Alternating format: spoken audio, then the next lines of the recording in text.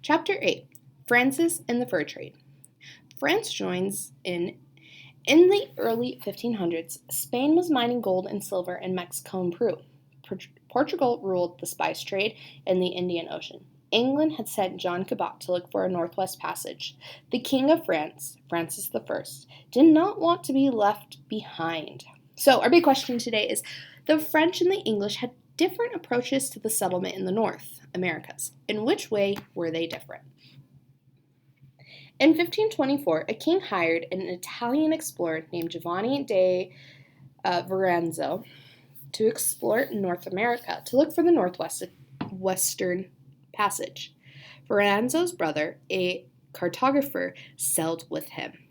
North America was new to the Europeans and had not been mapped. One of the goals of Verrazano's expedition was to create an accurate map of the Atlantic coast. So, a cartographer, just in case you were wondering, that is someone who makes maps. They're a map maker. And here is a photo.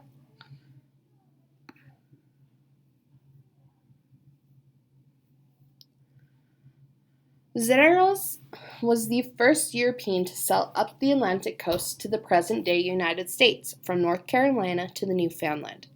He sailed into the New York Bay. He noted that it was a deep water harbor.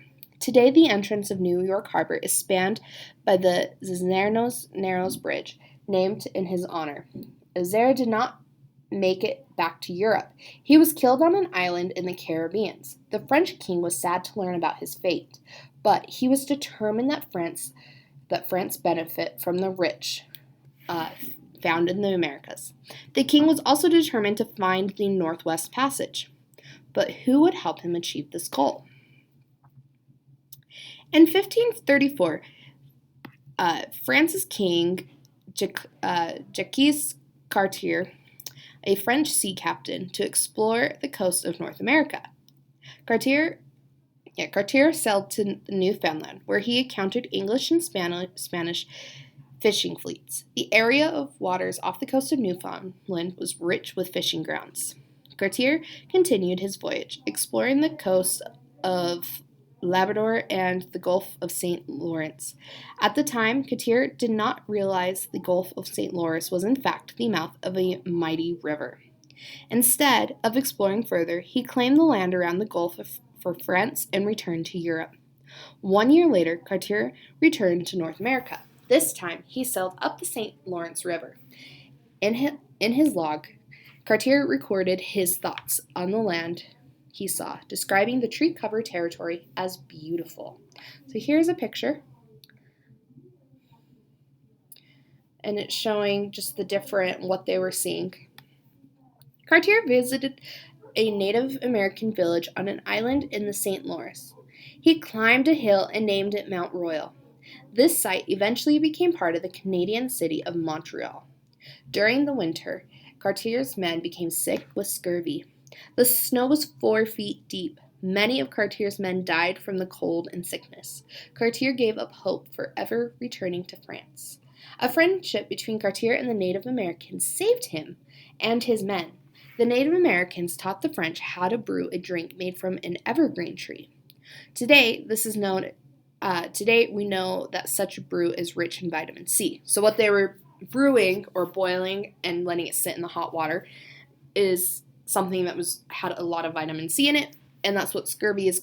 That's what happens when you have scurvy. It's a lack of vitamin C. It cured the French explorers of their scurvy. In the spring, Cartier and his men returned to France. Cartier returned on a third voyage to what is now Canada. The French king wanted a colony in North America, but French people could not be easily persuaded to become settlers in this cold, distant land. Instead, the king released prisoners from jail and sent them to settle in North America. That colony was doomed from the start.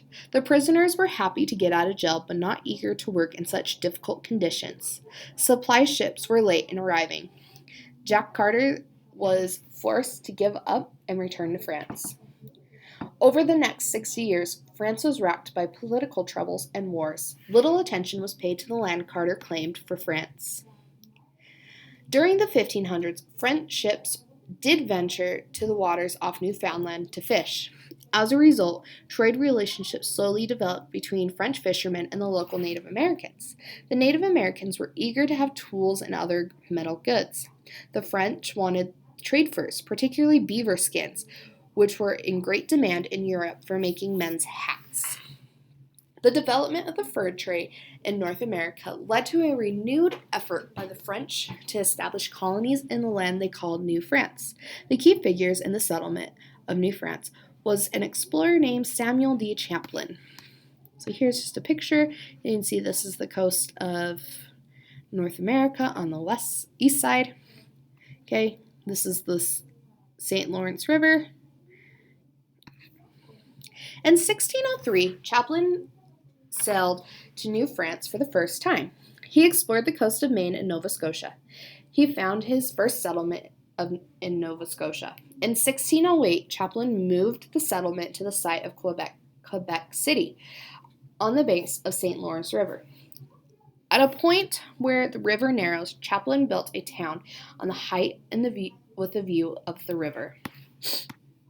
New France grew differently than the English colonies. At first, very few settlers came to New France. The winters were long and hard.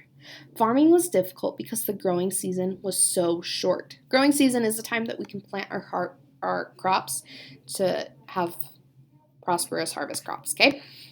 Those who did settle in France were mostly rugged adventurers.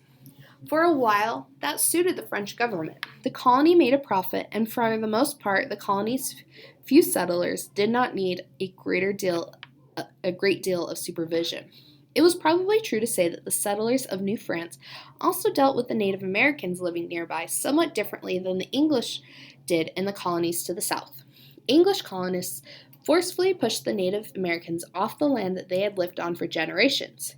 In New France, this relationship between the fur traders and the Native American tribes was more peaceful.